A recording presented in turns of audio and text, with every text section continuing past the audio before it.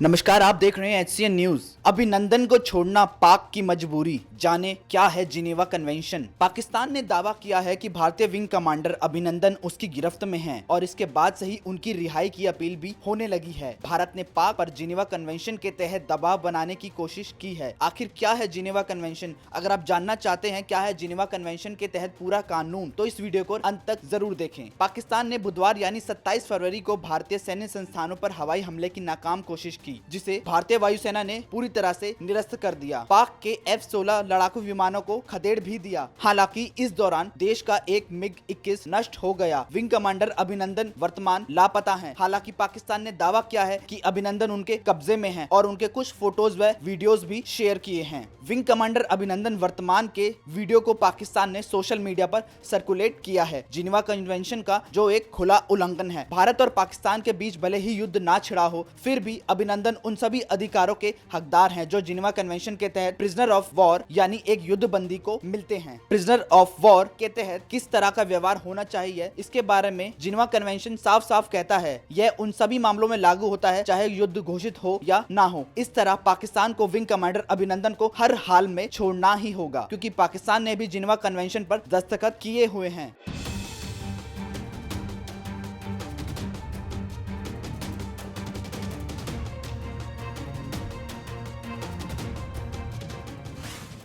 वहीं देखा जाए तो भारतीय युद्धबंदियों के साथ पाकिस्तान के व्यवहार का ट्रैक रिकॉर्ड बेहद खराब रहा है। 1999 के कारगिल युद्ध के दौरान इंडियन एयरफोर्स के पायलट अजय आहूजा अपने विमान से सुरक्षित कूद चुके थे। भारत का दावा है कि पाकिस्तान सेना ने उनकी हत्या कर दी थी।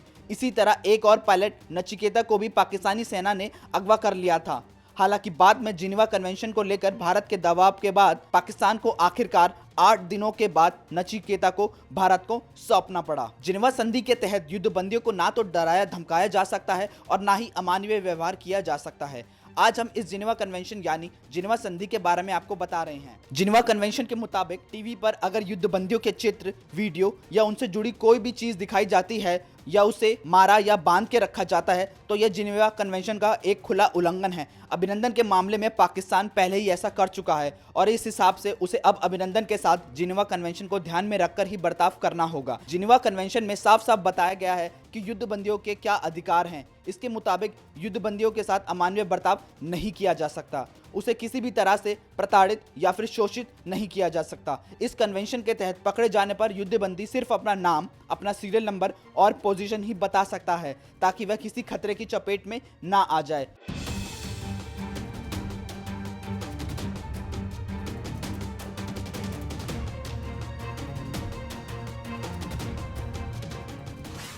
जिनेवा कन्वेंशन के तहत कोई भी देश अपने युद्धबंदी को ना तो अपमानित कर सकता है और ना ही डरा धमका सकता है। हिरासत में लेने वाला देश युद्धबंदी के खिलाफ संभावित युद्ध अपराध के लिए मुकदमा तो चला सकता है, लेकिन हिंसा की कार्रवाई के लिए जो अंतर्राष्ट्रीय मानवीय कानून है उनका उल्लंघन नहीं कर सकता। जिनेवा कन्वेंशन कहता है युद्ध खत्म होने पर युद्धबंदी को तुरंत रिहा किया जाना चाहिए और उसके देश भेज दिया जाना चाहिए। कोई भी देश युद्धबंदी से उसकी जाति, धर्म या रंग रूप के बारे में नहीं पूछ सकता। अगर कोशिश भी की जाए तो युद्धबंदी अपने नाम, सर्विस रैंक के अलावा और कोई जानकारी नहीं देगा। युद्धबंदियों के साथ किसी भी तरह का भेदभाव नहीं किया जा सकता। कन्वेंशन के अनुसार युद्धबंदियों का सही तरीके से इलाज किया जाना चाहिए। कोई भी देश अपने युद्धबंदी के साथ ऐसा काम नहीं कर सकता जिससे कि जनमानस के बीच में किसी भी तरह की आक्रामकता या उत्सुकता पैदा हो। जिनेवा कन्वेंशन के तहत युद्धबंदी को उचित खाना पीना भी दिया जाना चाहिए और उसकी देखभाल भी की जानी चाहिए। विश्व के दबाव के बाद पाकिस्तान ने फिर से एक बार मुंह की खाई है, उसे अभिनंदन को छोड़ना ही पड़ेगा।